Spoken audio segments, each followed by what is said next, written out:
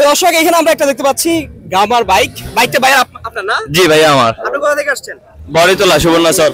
বড়িতলা? হ্যাঁ। বাইকটা কি বিক্রি করে ফেলছেন? জি বিক্রি করে ফেলছি। প্রাইস লাগাইছেন কত আর বিক্রি করছেন কত? প্রাইস লাগাইছি 48,000, বিক্রি করেছি 40,000। 40,000? জি। তাহলে প্রাইস তো আপনি বেশি লাগান নাই। না না না না। ওরা এই জন্য আচ্ছা কিনছে কে?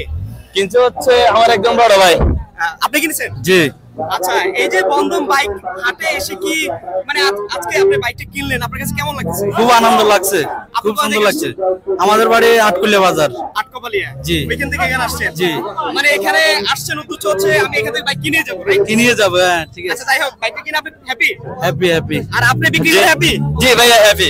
Thank you. সব কথার এক কথা হচ্ছে উনি আমার মনের মতো কাস্টমার পাইছি, যে গাড়ি একার পাশ থেকে সুন্দরভাবে মূলাইছে এবং কি বিক্রিও করছি তার কাছে।